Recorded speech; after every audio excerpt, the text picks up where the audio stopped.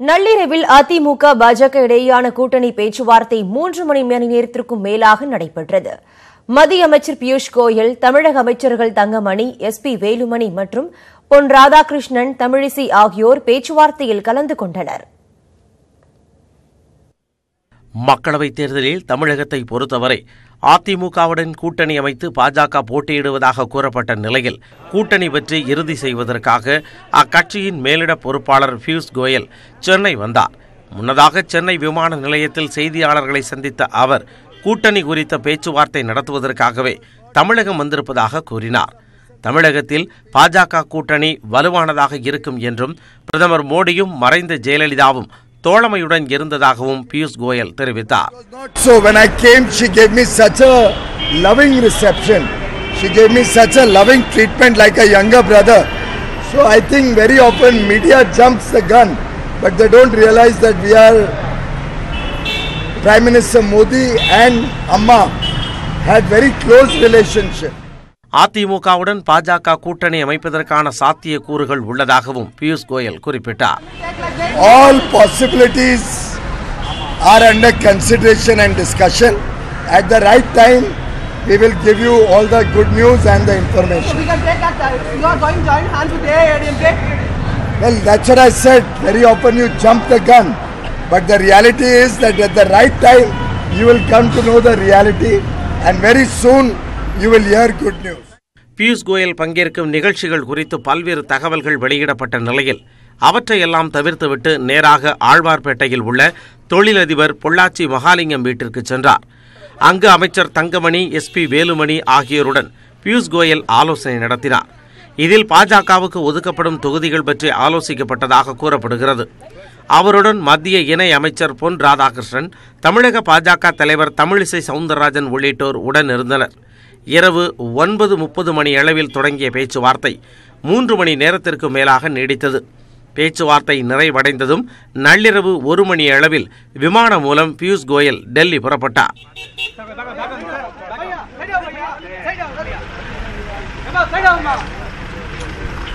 Excuse me, sir. Excuse me. Sir. Tell me what's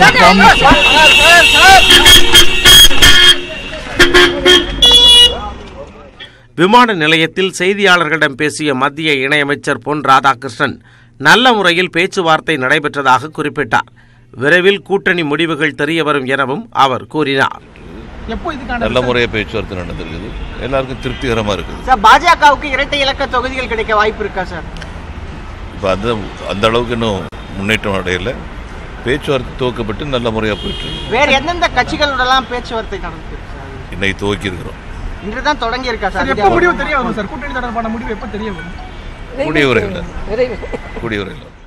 தமிழகத்தில் பாஜக பலமான கூட்டணி அமைக்கும் எனவும் அதிமுக மட்டுமின்றி பிற கட்சிகளுடனும் கூட்டணி பேச்சுவார்த்தை நடைபெற்று வருவதாகவும் தமிழிசை சவுந்தரராஜன் தெரிவித்தார். வெகு விரைவில் நல்ல செய்தி தெரிவிக்கப்படும் எனவும் அவர் குறிப்பிட்டார். நாங்கள் ஏற்கனவே சொல்லி வருவதைப் போல தமிழகத்தில் ஒரு பலமான கூட்டணி அமையும். அந்த கூட்டணி வெற்றி பெறும். வருகின்ற 2019 நாடாளுமன்ற தேர்தலில் தமிழகத்தில் மாபெரும் திருப்புமுனை ஏற்படும். ஒரு நல்ல திசையை நோக்கி எங்களது கூட்டணி பேச்சுவார்த்தைகள் நடைபெற்று வருகிறது. விரைவில் நல்ல செய்தியை அறிவிப்போம். வெகு விரைவில் நல்ல செய்தியை அறிவிப்போம். இதனிடையே ஈரோட்டில் நடைபெற்ற பொதுக்கூட்டத்தில் பேசிய பாஜக தலைவர் அமித்ஷா, தமிழகத்தில் திமுக காங்கிரஸ் அணியை வீழ்த்த வலுவான கூட்டணி அமைக்கப்படும் என தெரிவித்தார். திமுக காங்கிரஸ் கூட்டணி ஊழல் கூட்டணி எனவும் அமித்ஷா விமர்சித்தார். डीएमके कांग्रेस सरकार ने तमिलनाडु को क्या दिया? 2G स्कैम कर तमिलनाडु को पूरी दुनिया में बदनाम करने का काम ये डीएमके कांग्रेस सरकार ने किया है. நண்பர்களே, திராவிட முன்னேற்ற கழகமும் காங்கிரசும் சேர்ந்து இந்த தமிழ்நாட்டுக்கு என்ன செய்தார்கள்? வெறும் ஊழலை மட்டும்தான் செய்தார்கள். அவர்கள் செய்த ஒரே சாதனை 2Gயில மிகப்பெரிய கொள்ளையடித்ததுதான். அதிமுக பாஜக இடையே கூட்டணி பேச்சுவார்த்தை அதிகாரப்பூர்வமாகவே தொடங்கியுள்ளதால் மக்களவை தேர்தல் களம் சூடுபிடிக்க தொடங்கியுள்ளது. காஷ்மீரில் ஜெய்ஷ்-இ-முகமது பயங்கரவாத அமைப்பினர் நடத்திய கார் வெடிகுண்டு தாக்குதலில் 44 மத்திய பாதுகாப்பு படை வீரர்கள் வீரமரணம் அடைந்தனர். உயிரிழந்த வீரர்களின் தியாகம் வீண் போகாது என பிரதமர் நரேந்திர மோடி சூளுரை விடுத்துள்ளார். இந்த நிலையில் மத்திய உள்துறை அமைச்சர் ராஜ்நாத் சிங் இன்று காஷ்மீர் விரைகிறார்.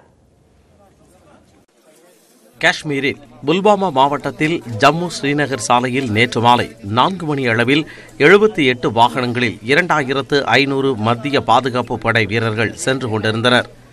அப்பொழுது அதில் 78வது பட்டாலியன் பேருந்தின் மீது 350 கிலோ பயங்கர வெடிபொருட்களை சுமந்து வந்த மஹிந்திரா ஸ்கார்பியோ வாகனம் மோதி வெடித்தது.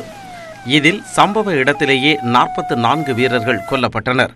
ஏராளமான வீரர்கள் படுகாயங்களுடன் மருத்துவமனையில் அனுமதிக்கப்பட்டுள்ளனர். தாக்குதல் சம்பவத்திற்கு ஜெய்ஷ்-இ-முகமது அமைப்பு பொறுப்பேற்றுள்ளது. அந்த அமைப்பைச் சேர்ந்த அகமது தார் என்பவன் தற்கொலை படையாக மாறி இந்த தாக்குதலை நிகழ்த்தியிருப்பது தெரியவந்துள்ளது. குடியரசுத் தலைவர் ராம்நாத் கோவிந்த், பிரதமர் மோடி, காங்கிரஸ் தலைவர் ராகுல் காந்தி, காஷ்மீர் முன்னாள் முதலமைச்சர் மெஹபூபா முப்தி, டெல்லி முதலமைச்சர் அரவிந்த் கெஜ்ரிவால், மேற்குவங்க முதல்வர் மம்தா பானர்ஜி, உத்தரப்பிரதேச முதலமைச்சர் யோகி ஆதித்யநாத், திமுக தலைவர் ஸ்டாலின் உள்ளிட்ட தலைவர்கள் கடும் கண்டனம் தெரிவித்துள்ளனர். வங்கதேச பிரதமர் ஷேக் ஹசீனா, இலங்கை பிரதமர் ரணில் விக்ரமசிங்கே மற்றும் ஐநா பொதுச் செயலாளர் ஆண்டனியோ குட்ரேஸ் உள்ளிட்ட சர்வதேச தலைவர்களும் தாக்குதலுக்கு கண்டனம் தெரிவித்துள்ளனர். உயிரிழந்த வீரர்களின் தியாகம் வீண் போகாது என பிரதமர் மோடி சூளுரை விடுத்துள்ளார். வீர மரணம் அடைந்தவர்களின் குடும்பத்தினருக்கு மொத்த நாடே தோள் கொடுத்து நிற்பதாகவும் பிரதமர் குறிப்பிட்டுள்ளார். இதுகுறித்து சோனியா காந்தி கூறுகையில், தாக்குதலுக்கு காரணமானவர்கள் நீதிக்கு முன்னிறுத்தப்பட்டு தண்டிக்கப்பட வேண்டும் என வலியுறுத்தியுள்ளார். G20 அமைப்பின் நிர்வாகிகளுடன் பங்கேற்கவிருந்த நிகழ்ச்சியை ராகுல் காந்தி ரத்து செய்துள்ளார். தாக்குதல் சம்பவம் குறித்து அறிந்ததும் தன் முதல் அதிகாரப்பூர்வ செய்தியாளர் சந்திப்பை பிரியங்கா காந்தி ரத்து செய்ததுடன் வீரர்களுக்கு 2 நிமிட அஞ்சலியும் செலுத்தினார். காஷ்மீரில் 2001 இதே பாணியில் நிகழ்த்தப்பட்ட தாக்குதலில் 38 பேர் உயிரிழந்தனர்.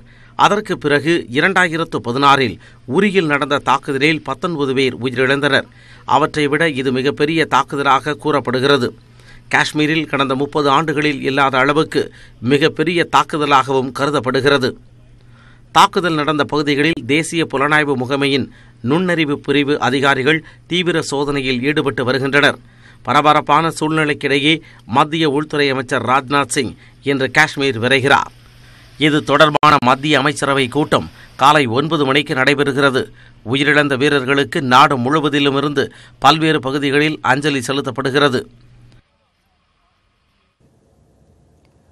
பொதுமக்கள் வாகனங்களை அனுமதித்ததே தாக்குதல் சம்பவத்துக்கு காரணமாக அமைந்ததாக மத்திய ரிசர்வ் பாதுகாப்பு படையின் மூத்த அதிகாரிகள் தெரிவித்துள்ளனர். பாதுகாப்பு படையின் அணிவகுப்பு சென்றபோதே ஜம்மு ஸ்ரீநகர் நெடுஞ்சாலை பொதுமக்கள் பயன்பாட்டுக்கும் அனுமதிக்கப்பட்டது. இதனை சாதகமாக பயன்படுத்திக் கொண்ட பயங்கரவாதிகள் கார் வெடிகுண்டு தாக்குதலை நிகழ்த்தியுள்ளதாக அதிகாரிகள் தெரிவித்தனர்.